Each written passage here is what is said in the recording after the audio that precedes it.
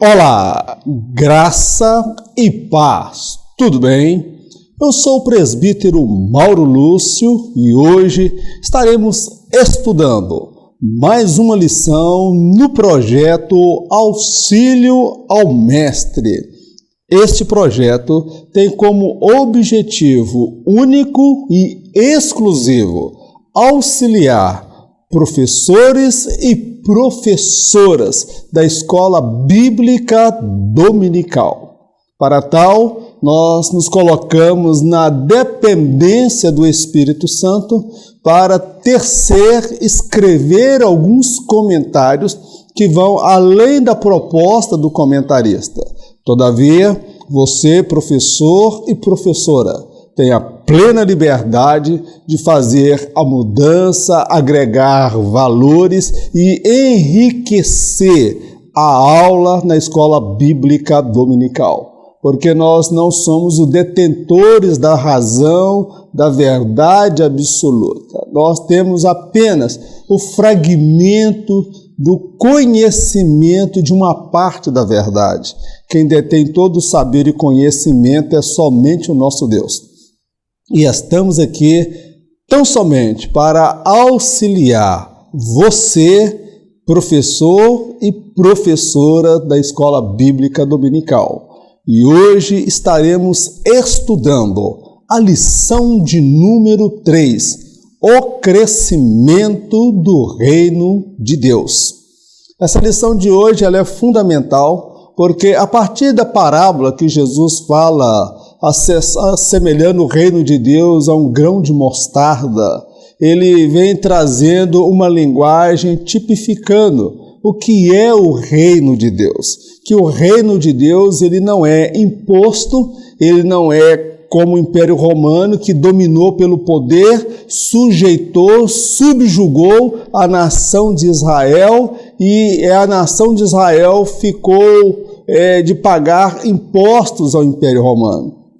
O reino de Deus, ele não vem com força e violência. Ele vem com um crescimento que começou como um grãozinho de mostarda, que no caso aí é Jesus. Mas, com um fator chamado tempo, vários outros foram agregando, aproximando, entendendo, compreendendo a visão de Jesus. E aí ele inicia com 12 apóstolos. Posteriormente o grupo aumenta para 70 e no dia de Pentecostes quase 120 e aquele crescimento, aquele início tímido e pequeno, posteriormente se tornou um grande império, a Igreja do Senhor na terra, nos 4 cantos da terra. Assim é o crescimento do reino de Deus. Vamos então ao primeiro tópico da nossa lição. Interpretação das parábolas sobre o reino de Deus. Nesse primeiro tópico, nós vamos falar a questão da interpretação, como nós podemos interpretar estas parábolas. O que eu quero dizer para você logo no começo, que as parábolas não têm como objetivo, irmão, apegar-se a cada minúcias e detalhes. Nós precisamos entender a parábola no todo, o que ela quer dizer. Quando eu me apego a um detalhe ali, eu posso dar interpretação equivocada e não ter uma visão do todo. Amém, querido? Esse é o perigo de interpretar a parábola, quando você pega apenas um único detalhe e fica preso a ele sem levar em consideração o todo da parábola. Vamos lá ao primeiro subtópico da nossa lição. A semente de mostarda. A ênfase da parábola está voltada para que o ouvinte compreenda que das coisas mais improváveis, simples e pequenas, Deus pode surpreender a todos e realizar algo grandioso. Outra lição consiste no fator tempo. Neste ponto, Jesus deixa claro que Deus tem projetos a curto, médio e longo prazo. Deus não faz nada de improviso, tudo é planejado antes. Porque Jesus usa a linguagem da semente de mostarda. Esta mostarda aí não é aquela mostarda que nós compramos na feira. É uma mostarda que ela é muito pequeno o grão e quando cresce ela se torna uma árvore.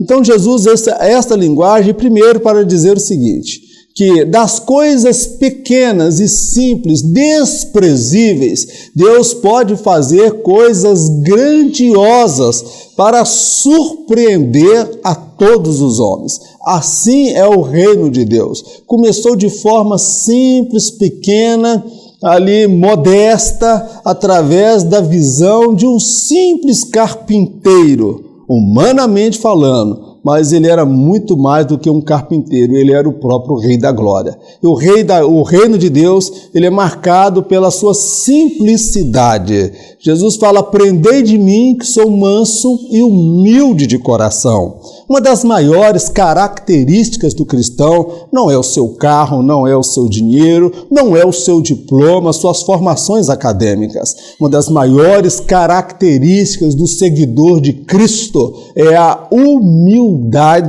e simplicidade. Outra questão que eu compreendo que Jesus estava apontando para a semente da mostarda, que o reino de Deus, ele não veio de forma violenta, impetuosa, arrebentando com tudo como o Império Romano. Ele veio dentro do fator chamado tempo. Eu entendo que Deus trabalha dentro de 3 dimensões de tempo. Deus tem projetos a curto prazo, Deus tem projetos a médio prazo e Deus tem projetos a longo prazo. Nós precisamos compreender esta verdade que Jesus deixa claro, estabelecida nesta parábola. Nós vivemos a geração do fast food, do micro-ondas, comidas congeladas, queremos orar de manhã e Jesus responder à tarde. É a geração do imediatismo, é a geração que tudo funciona rápido e nós estamos querendo colocar Deus dentro dessa nossa gaiola cultural. Nós precisamos nos adaptar a Deus e não Deus se adaptar a nós. Deus não faz nada de improviso. Tudo que Deus faz, meu querido, é antes planejado. É por isso que Isaías afirma que ele anuncia o fim antes do começo, porque quando Deus está para realizar algo, ele já vê o final daquele projeto, porque tamanha a sua onisciência. Então nós precisamos compreender que Jesus, no primeiro momento, quando ele usa a metáfora da mostarda, ele fala da simplicidade e do fator chamado tempo. Ele tem o tempo exato para realizar os seus projetos. Deus não tem pressa. Jesus nasceu de 9 meses e não de uma semana.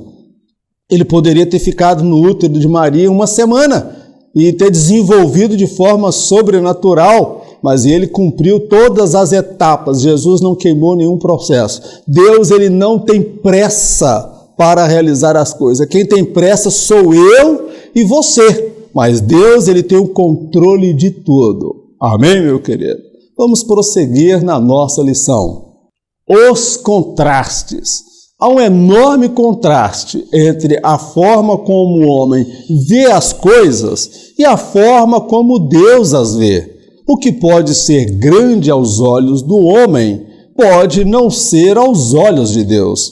O profeta Samuel, ao ungir Davi, compreendeu a lição dos contrastes. A igreja de Laodiceia era mais rica e destacada na sua época. Não obstante, Jesus a enxergou como a mais pobre, miserável, cega e nua.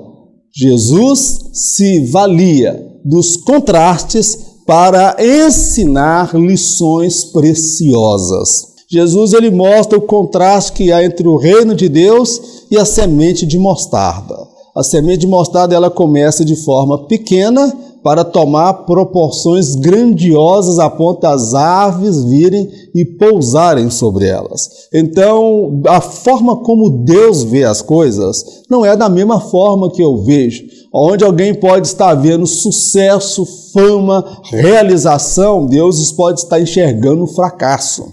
Eu conheço pessoas, já disse em outras ocasiões e torno a dizer, que serviu a Deus até os 15, 16, 20 anos de idade. Depois que entrou para a faculdade, conseguiu o curso de psicólogo, conseguiu o diploma de médico, conseguiu o diploma de advogado, conseguiu dinheiro, fama e sucesso, ele abandonou a fé. E há muitos desviados cantando, muitos desviados fazendo shows, muitos desviados pregando nos púlpitos da igreja, porque não fazem mais motivado por amor a almas. Alguém pode ter um ministério, humanamente falando, próspero, fecundo, porque está dando dinheiro e retorno. Mas Deus, ele olha e fala, olha, eu estou vendo aí que és um pobre, miserável, desgraçado, cego e nu, como foi o caso da igreja de Laodiceia, que na sua época era a mais destacada da igreja. Era uma igreja rica, era uma igreja poderosa economicamente, com todos os recursos. Contextualizando lá, certamente tinha, se fosse nossos dias, a melhor sonorização,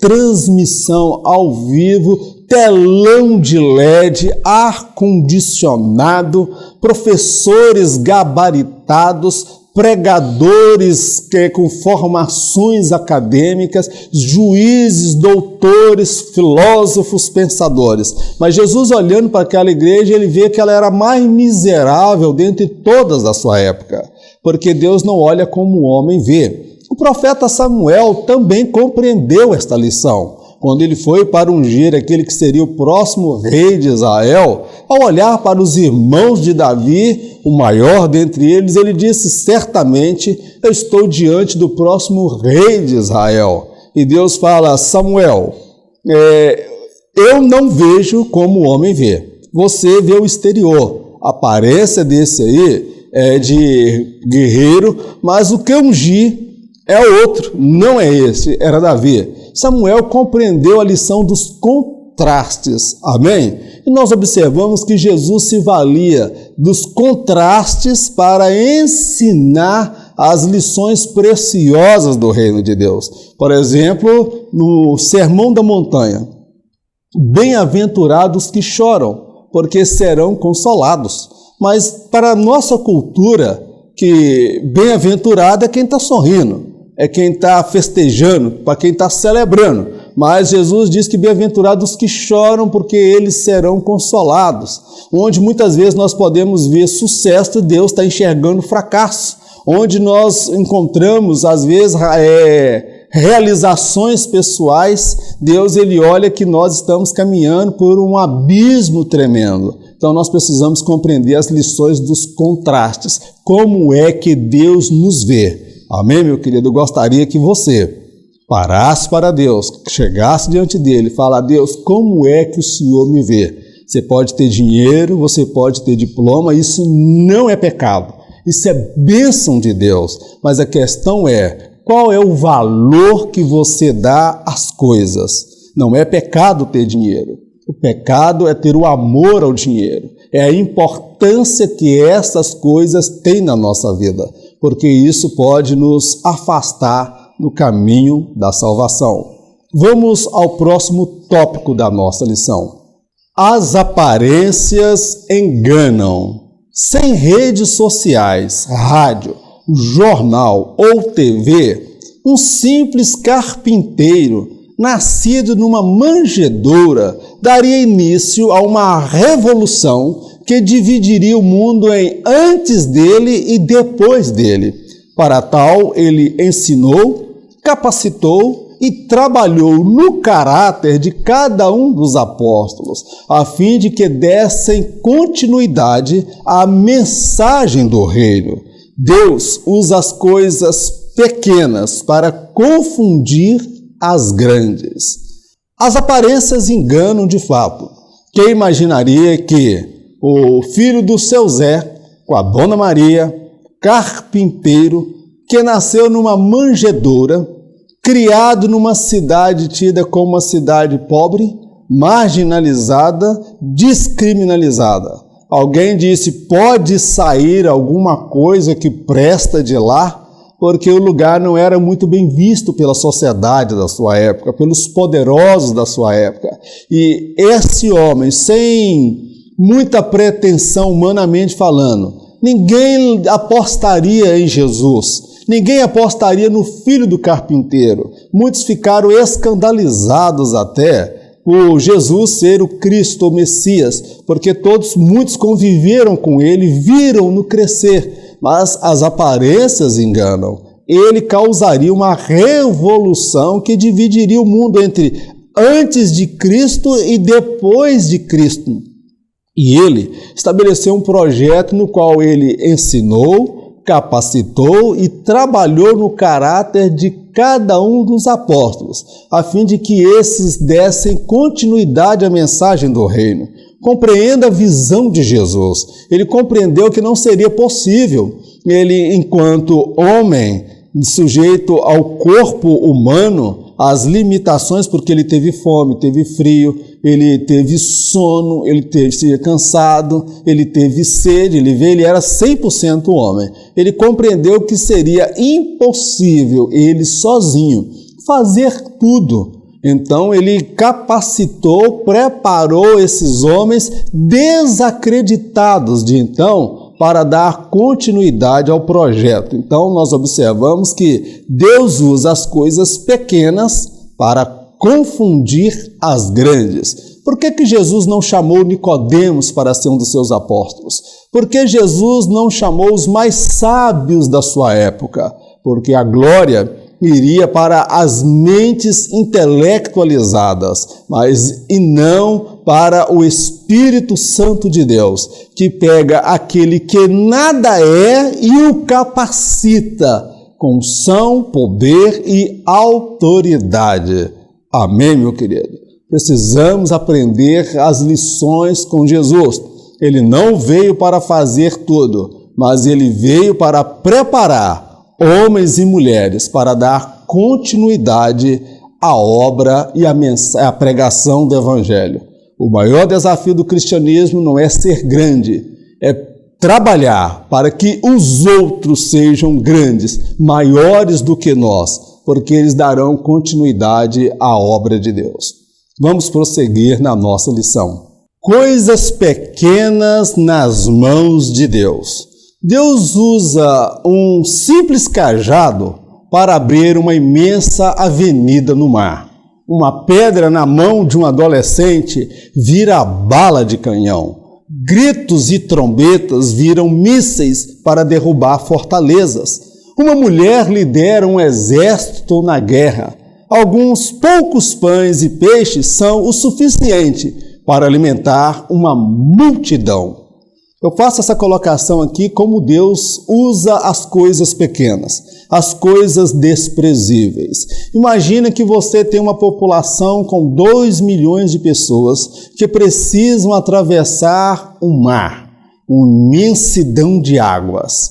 Como abrir uma passarela, uma avenida? Meu querido, nem o Japão e a China, com toda a sua tecnologia de engenharia, para construir pontes, viadutos, construir túneis, metrô, teria acesso à tecnologia que Deus usou. Que tecnologia? Deus usou um cajado de Moisés. Estende o teu cajado. Ele estendeu o cajado e o mar se abriu. E outra coisa, com o pé em seco. Quando Deus quer operar, ele não precisa de muita coisa, a gente fica forçando, não. A gente não precisa. Dá uma glória a Deus aí, irmão, dá um aleluia aí, para a glória de Deus e o fogo pegar na igreja. Meu irmão, quando Deus quer agir, ele não precisa que nós o ajudemos. Uma pedra na mão de adolescente vira bala de canhão. Aquela pedra que Davi lançou sobre a testa de Golias, meu querido, como ela cravou na testa dele, parece que foi uma bala de canhão. Não foi um braço humano que moveu. Quando Deus quer agir, ele usa coisas pequenas para confundir as coisas grandes. Quando Deus quer agir, gritos e trombetas viram mísseis para derrubar fortalezas. As muralhas de Jericó hoje só poderiam ser derrubados com mísseis usados pelo exército americano, pelo exército israelense, Mas hoje, meu querido, nós olhamos que aquele povo derrubou aquelas muralhas, foi com gritos e trombetas. Quando Deus quer agir, meu querido, Ele não precisa de coisas grandiosas. Uma mulher lidera um exército na guerra. Nós vamos ver lá Débora, ela foi na guerra. Uma mulher foi usada por Deus para comandar um exército. Uns poucos pães e peixes foi o suficiente para alimentar uma multidão. O que eu quero dizer para você? Deus, Ele te usa do jeito que você é. Se você não tem faculdade, se você não teve acesso à educação, porque você foi limitado na sua época e você não pode estudar, coloque-se diante dele, porque Deus usa cajado para construir avenida. Ele usa uma pedra com poder de bala de canhão. Ele usa gritos e trombetas para derrubar fortalezas. Ele usa mulher para liderar guerra. Ou seja, Deus usa as coisas mais improváveis para confundir os grandes. Se coloque diante de Deus, se encha do Espírito Santo de Deus e deixe Deus te usar com poder, graça e com ousadia. Amém, meu querido? Mas nunca coloque a sua confiança no seu diploma, na sua intelectualidade, nos seus recursos financeiros, porque pessoas ricas com plano de saúde morrem mesmo contendo o melhor plano de saúde. Uns fazem menção de carro, outros fazem menção de cavaleiros. Todavia, nós faremos menção do Senhor dos Exércitos. A expansão do reino de Deus. Nesse tópico nós vamos falar necessariamente acerca do crescimento, da expansão do reino de Deus, que começou de forma tímida, desacreditada, com zombaria, com perseguição, com indiferença por parte do povo judeu. Todavia, esse início tímido não impediu que o evangelho, o reino de Deus, se propagasse e chegasse até nós. O campo de semeadora.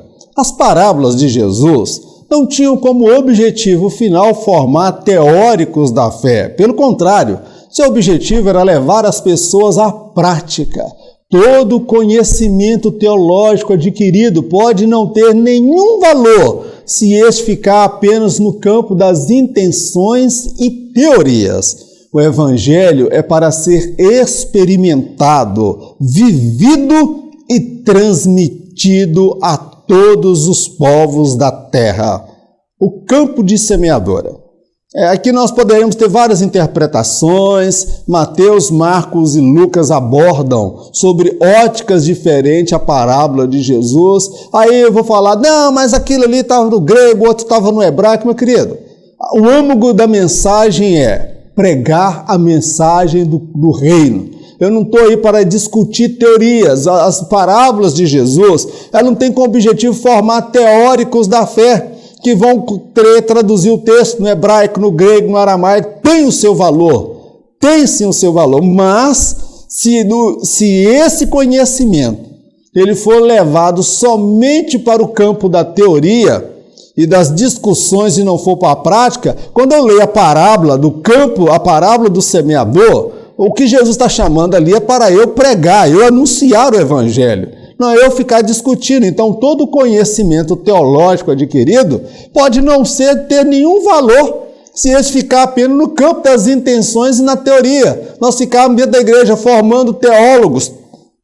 formando pessoas que vão discutir Bíblia. Aí vai discutir o assembleiano com o presbiteriano, com o batista, com o metodista, com o maranata. Meu irmão, o evangelho não é para ser discutido. O evangelho é para ser experimentado. Eu experimentei, eu provei, eu estou vivendo e agora eu estou transmitindo aquilo que eu experimentei, que eu vivi. Meu querido, nós temos o melhor produto. Vamos falar numa linguagem de vendedor. Nós experimentamos a transformação, nós experimentamos o milagre e nós vivenciamos. Por isso nós podemos transmitir, porque ele é bom. Não é igual propaganda de televisão com uma atriz famosa da Rede Globo que fazia comercial de dentadura. Mas logo no começo ela disse, eu não uso. Mas se você usa essa dentadura aqui e aquele adesivo para colar na dentadura. Ela não experimentou. Então, meu querido, nós experimentamos, temos provado e experimentado o Evangelho, que Jesus é bom, Ele é lindo e Ele é maravilhoso. Mas nós não podemos ficar somente no campo das teorias e no campo das intenções. A igreja precisa sair de dentro da igreja e transmitir 3 etapas. Primeiro, a igreja, o crente experimenta o Evangelho, a transformação, a regeneração, a santificação. Segundo, ele vive o Evangelho, testemunho de vida. Terceiro, ele transmite o Evangelho, porque ele já foi transformado pelo Evangelho. Amém, meu querido? Vamos prosseguir na nossa lição. Um lugar debaixo da sombra. Somente o Evangelho de Cristo pode trazer ao homem a certeza da salvação eterna.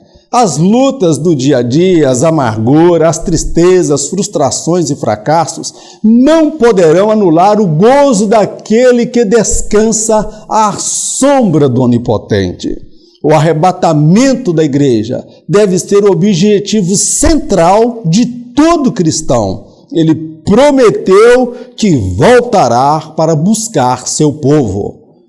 Meu querido, somente o Evangelho pode trazer descanso ao homem. Aqui fala que a semente de mostarda era um lugar de sombra, um lugar de refrigério, era um lugar de descanso. Irmão Mauro, se é um lugar de refrigério, de água, sombra, então eu não vou trabalhar, eu não vou correr atrás, só vou ficar na sombra e água fresca. Evangelho não é para gente preguiçosa não, irmãos. Evangelho não é para gente que fica aí, que pode trabalhar e fica dependendo de cesta básica, fica dependendo de auxílio disso, auxílio aquilo. Não, isso aí, meu querido, Paulo fala, aquele que não trabalha, que também não coma. O que nós queremos destacar aqui é o descanso espiritual, meu querido. Nós podemos descansar à sombra do Onipotente, porque somente o Evangelho de Cristo é que pode trazer ao homem, a mim e a você, a certeza da salvação eterna. As lutas do dia a dia, as amarguras, as tristezas, frustrações, fracassos, não poderão anular o gozo daquele que descansa na presença de Deus. E a maior expectativa do cristão é o arrebatamento da igreja. A maior expectativa do cristão, eu tenho muitas expectativas nesta vida. Eu tenho sonho de ampliar esse projeto.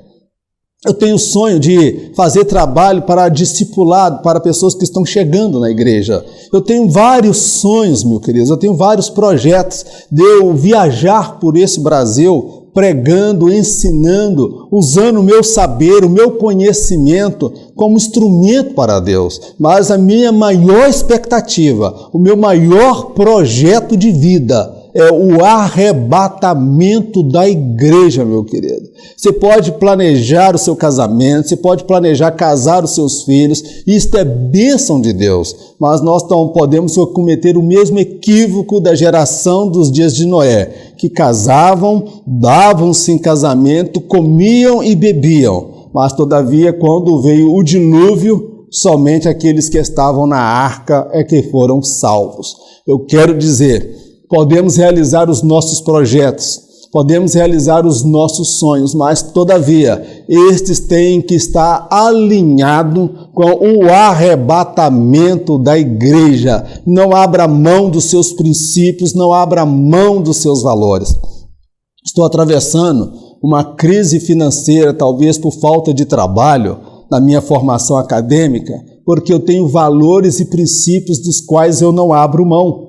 Nessa última eleição, eu fui convidado para trabalhar, para cobrir a campanha de um deputado federal de um partido que trabalha desconstruindo todos os valores e princípios nos quais nós acreditamos.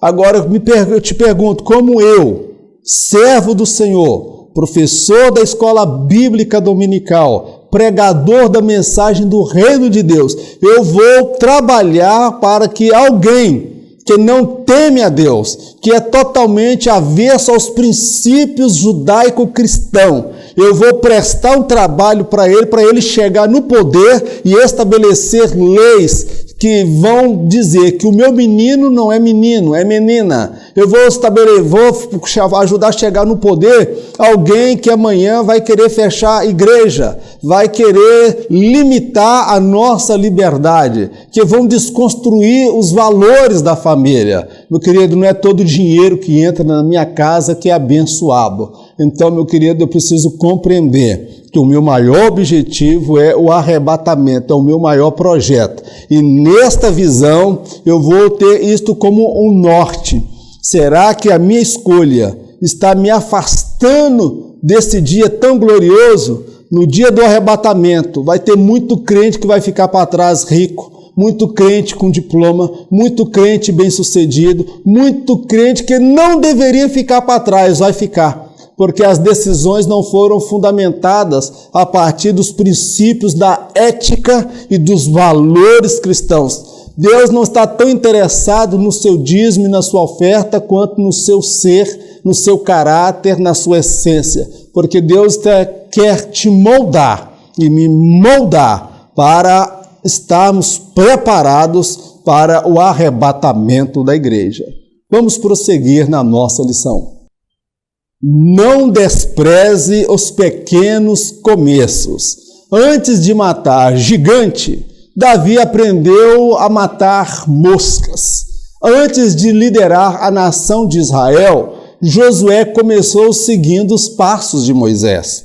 Antes de entrar para a genealogia de Jesus, Ruth catou espigas entre os pobres. É possível ver alguém triunfando no alto do monte, porém, nem todos saberão quais vales e desertos pelos quais aquela pessoa passou.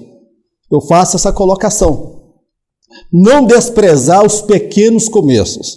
A semente da mostarda, ela é muito pequenininha, semelhante ao reino de Deus. Quem diria que um filho da Dona Maria, do seu Zé, carpinteiro, que nasceu na manjedoura, iria dividir o mundo entre antes de Cristo e depois de Cristo, tanto no mundo físico como no mundo espiritual. Foi um começo tímido, sem chamar a atenção. E eu faço a colocação que antes de Davi matar gigante, primeiro ele aprendeu a matar moscas, as moscas que pousavam sobre a cabeça das ovelhas colocando larvas. Ele curava, matava aquelas larvas e aquelas moscas. Antes de liderar a nação de Israel, no caso de Josué, ele começou primeiro anos e anos seguindo a Moisés. Quando Moisés subia para o monte, ficava 40 dias lá sem comer e sem beber, era Josué que ficava aqui embaixo, aos pés. Quando Deus chama Moisés, Deus já tinha um substituto para dar continuidade, que era Josué. Ruth, antes dela entrar para a genealogia de Jesus, ela primeiro começou catando espigas entre os pobres, depois ela se tornou a dona do milharal e da propriedade da terra toda. É possível, meu querido, que alguém veja o outro triunfando lá no alto do monte, porém, nem todos saberão quais vales e desertos pelos quais aquela pessoa passou. É muito fácil quando você vê alguém no sucesso, quando alguém consegue chegar lá no alto do monte. Todo mundo pensa que ele caiu ali de paraquedas do dia para a noite. Todo mundo pensa que ele chegou ali e foi assim, no piscar de olhos. Não, Deus não faz isso. Deus primeiro ele vai trabalhando, moldando o seu caráter, ele vai te dando vitória em coisas pequenas. Davi começou a matar carrapato, carrapicho, matar mosca, depois ele começou a matar leão, depois ele foi matar urso, depois ele foi matar gigante, depois ele foi liderar o exército, depois ele foi ser rei. Eu fico preocupado como tem pessoas que insistem em querer queimar etapas. Pessoas que insistem em querer queimar as etapas, passar na frente de Deus. Irmão, para ter uma base sólida para o projeto de Deus na nossa vida, ele vai primeiro moldar o nosso caráter, para quando nós chegarmos lá onde Ele tem para nós chegar, nós não venhamos a nos corromper, porque há muitos que se perderam ao longo da caminhada. Então, não despreze os pequenos começos. Comece lavando o banheiro da igreja, comece fazendo visita no hospital. Eu tenho uma chamada de Deus e não tenho oportunidade para pregar na igreja, o meu pastor não me enxerga. E quem te disse que é só dentro da igreja que a gente prega? Prega na cadeia, prega no hospital, prega na rua. Quem diz que para cantar só pode cantar no culto da igreja de domingo ou de festividade? Eu já falei que tem crente que tem depressão se não pegar no microfone. Então, meu querido, construa a sua história e não inveje quem chegou lá, porque quem vê a pessoa lá no alto dos montes não sabe os vales e desertos pelos quais ela passou. Amém? Vamos encerrar aqui o tópico 2 e já vamos para o próximo tópico 3 da nossa lição. Quem participa do reino de Deus? Esse tópico nós iremos analisar, avaliar aquelas pessoas que participam do reino de Deus. Primeiro nós falamos sobre o que é o reino de Deus, o crescimento do reino de Deus e agora quem é que participa do reino de Deus? Quais são as características? É sobre isso que nós queremos falar nesse último tópico da nossa lição. Quem tomou uma decisão? A essência do Evangelho de Cristo é o abandono do pecado e a mudança de vida. Todo salvo em Cristo terá no seu íntimo o desejo de viver uma vida santa, reta e pura. Tomar a decisão por Jesus é aceitar sem restrições o propósito dele para as nossas vidas. O verdadeiro evangelho é cristocêntrico, onde Cristo é o centro de tudo e de todos. Quem é que faz parte desse reino? Primeiro, quem tomou uma decisão por Jesus. Mas o evangelho hoje está tão banalizado e tão ridicularizado que nós hoje precisamos avaliar quem de fato tomou uma decisão por Cristo. Eu vou deixar aqui apenas algumas características que são inúmeras. Primeiro, todo salvo em Cristo, ele terá no seu íntimo o desejo de viver uma vida santa, reta e pura. Então, aquele que decidiu por Jesus, ele renunciou à carne, o mundo, o pecado, os seus interesses e a sua vontade. Porque a essência do Evangelho não é riqueza, prosperidade, cura. Isso aí é consequência, mas não é a razão, a essência. A essência do Evangelho é abandono do pecado e mudança de vida. Tomar a decisão por Jesus e aceitar sem restrições o propósito para as nossas vidas. O propósito dele, meu querido. Eu não estou aceitando Jesus para ficar rico. Eu não estou aceitando Jesus para me dar bem na vida. Eu estou aceitando a Jesus, me decidi por ele, porque eu entendo que o Evangelho é cristocêntrico, onde Cristo é o centro de tudo e de todos. Todas as minhas decisões, todas as minhas vontades, elas passam pelo crivo da palavra de Deus. E o meu desejo, a minha vontade e os meus interesses nunca deverão estar acima dos princípios da palavra de Deus. Há pessoas que não têm dificuldade de obedecer à Bíblia e à palavra de Deus em parte, mas quando entra em choque com a vontade dele, ele tem dificuldade, aí ele pisa na palavra de Deus. É o sexo fora do casamento, é a liberdade excessiva no namoro, é um negócio mal feito, são situações que envolvem família, que você tem que abrir mão do seu direito. Então, quando lhe é favorável, é fácil obedecer o Evangelho, mas o Evangelho da cruz, o Evangelho do Calvário, o Evangelho da renúncia, o Evangelho da perda, porque andar com Cristo nem sempre é só ganhar não, meu querido. Andar com Cristo também envolve perdas, derrotas, fracassos, dissabores e amarguras. Estas são algumas características de quem de fato decidiu por Cristo. Vamos prosseguir adiante. Quem tem uma relação pessoal com Jesus? Um dos sinais que evidencia de fato o novo nascimento é o desejo do salvo em querer estar aos pés de Jesus, se relacionar com Ele de forma pessoal, íntima e estreita. A relação com Jesus não se fundamenta na barganha ou troca. O pilar central da relação com Jesus tem como base no que Ele já fez por nós. Como expressão de gratidão, faremos de tudo para agradá-lo cada dia mais e mais. Observe nesse ponto, quem tem relação pessoal com Jesus. Uma das características de quem faz parte do reino de Deus é quem anda com Jesus, ele quer estar aos pés de Jesus. Servir ao Senhor, ir na igreja, na escola dominical, cultuá-lo não é um fardo. O dia que ir na igreja, na escola dominical, no culto de oração, isso for para você um fardo, é porque é um sinal de que alguma coisa está errada na sua vida. Eu olho aquele gadareno. Quando Jesus expulsa aquela multidão de demônios que estava nele e que entra nos porcos, quando o povo daquela cidade veio, ele estava sentado aos pés de Jesus.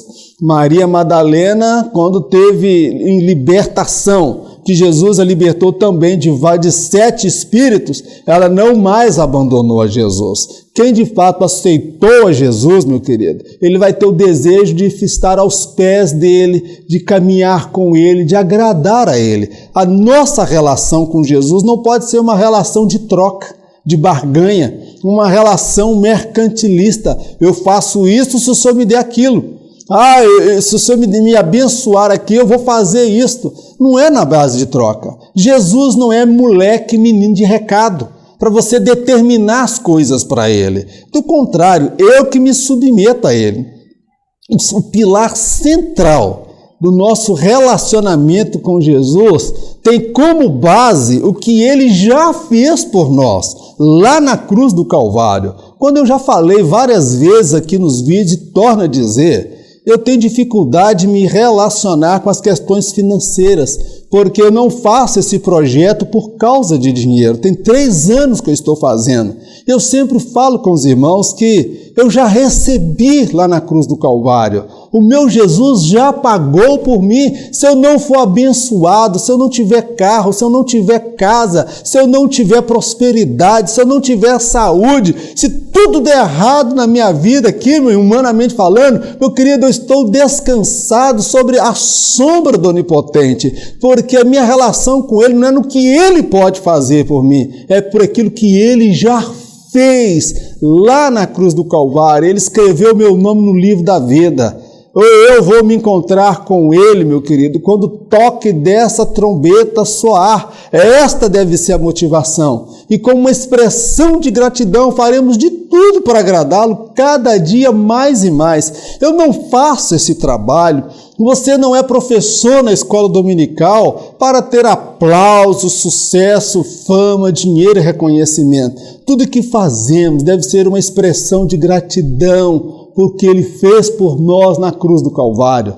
É um fato, muitos que servem a Deus não experimentarão a prosperidade, a riqueza, ou talvez até a cura. Pode acontecer dele que, dentro do propósito dele, ele curar o seu familiar, mas pode acontecer, dentro do propósito dele, ele levar o seu familiar. Então a nossa relação com Jesus não pode estar baseada na troca. Eu dou isso, você me dá aquilo. É aquela relação da prostituta com aquele que deita com ela. A relação deles não está baseada no amor. Ela quer o dinheiro e o homem, ele quer o sexo. Então é uma relação de troca. E a relação com Jesus não é uma relação de troca. É uma relação de gratidão, é uma relação de reconhecimento por aquilo que Ele já fez lá na cruz do Calvário.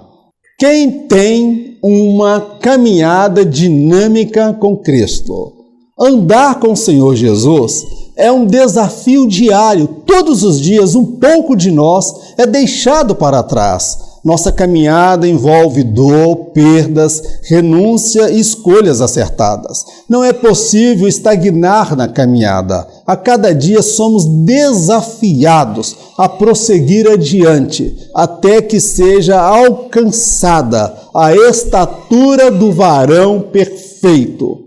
Meu querido, andar com Jesus é uma caminhada dinâmica. O que é dinâmico? É aquilo que não é estático, é aquilo que está em movimento. É igual aquela caminhada que o povo seguia a Moisés pelo deserto. Não é agora eu sou salvo e pronto, morreu, acabou, já estou há 50 anos de crente. Não, meu querido, é uma caminhada diária. Cada dia algo de mim é deixado para trás, eu morro a cada dia. Nossa caminhada, ela envolve dor, perdas, renúncias e escolhas acertadas. Então, ao longo da minha caminhada, tem momentos que eu tenho que me decidir continuar aos pés de Cristo, porque surgirão propostas, surgirão tentações, surgirão situações que vão me levar para longe de Cristo. Eu tenho que fazer decisões constantes para permanecer aos pés de Jesus. Então, os moradores, aqueles que estão aptos para o reino de Deus,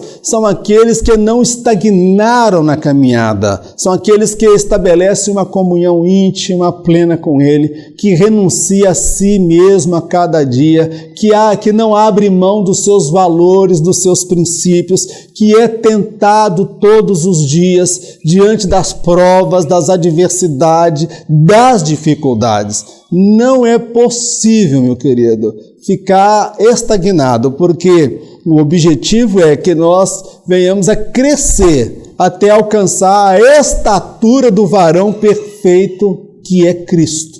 Tá bom, meu querido? E isso vai se dar no ato do arrebatamento. No ato do arrebatamento é que eu vou alcançar o padrão que eu desejo. Mas enquanto isso não ocorre, eu vou lutando contra a carne, contra a fraqueza, contra a tentação, eu vou lutando contra o pecado, contra o diabo, contra o mundo, eu vou lutando contra a minha vontade, que quer me afastar de Deus. Então a caminhada com Cristo é um desafio diário. Amém, meu querido? Quero deixar um último momento para a nossa meditação, para encerrar a nossa lição. Me acompanhe. Então, conheçamos e prossigamos em conhecer ao Senhor.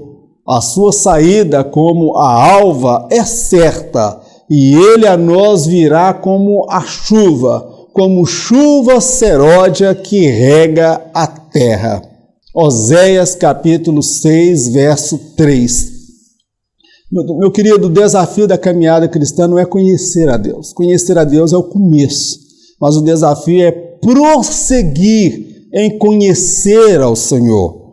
Eu aceitei o Jesus, ou quando eu fui alcançado por Ele, foi no ano de 93, quando eu tinha 23 anos de idade.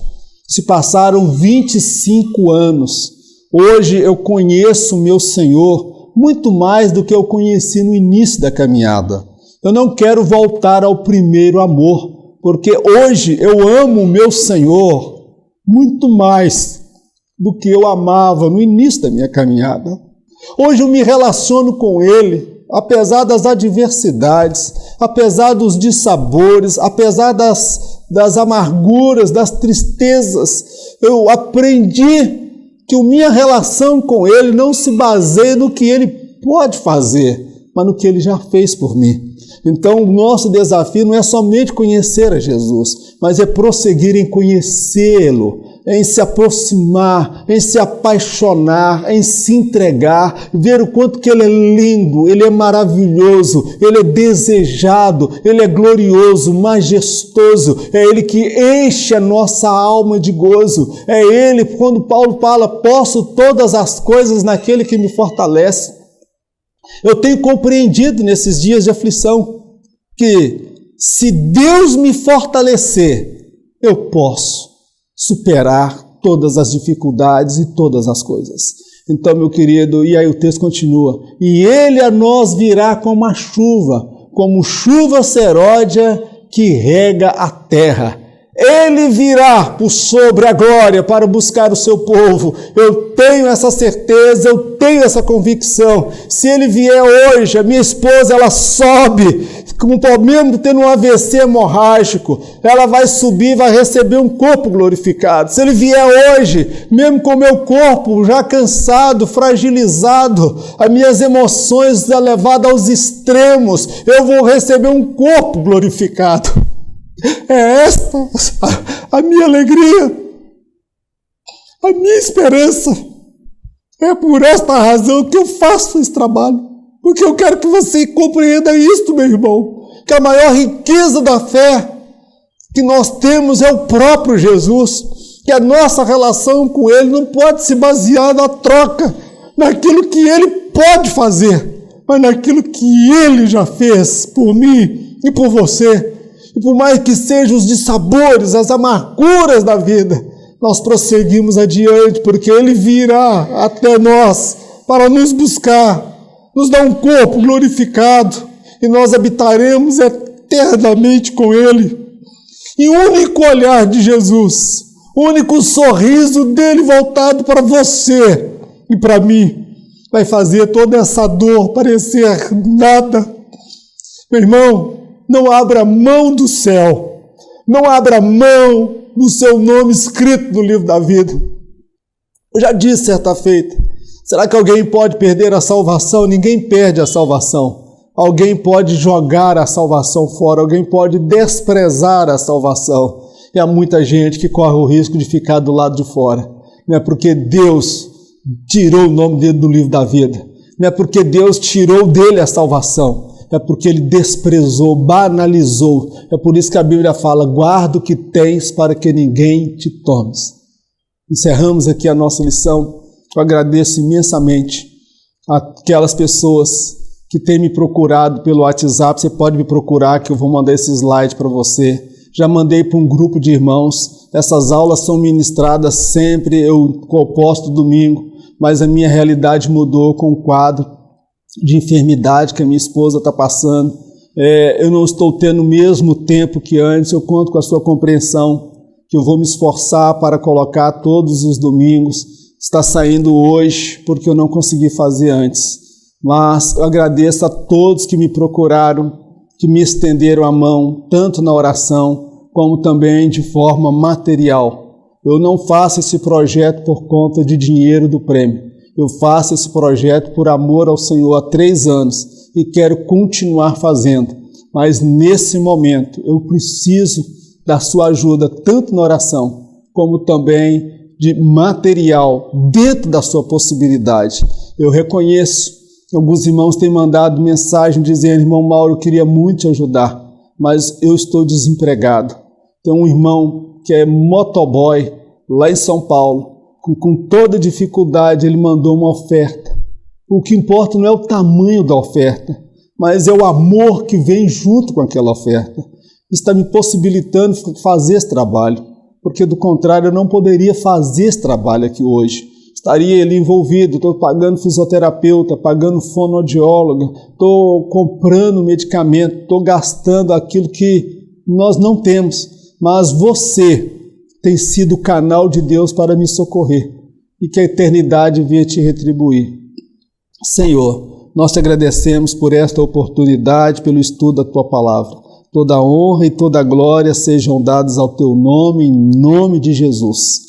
Que o grande amor de Deus, a graça do nosso Senhor e Salvador Jesus Cristo, as doces consolações do Espírito Santo de Deus, seja sobre todo o povo de Deus, não somente hoje, mas para todos sempre, em nome de Jesus. Amém.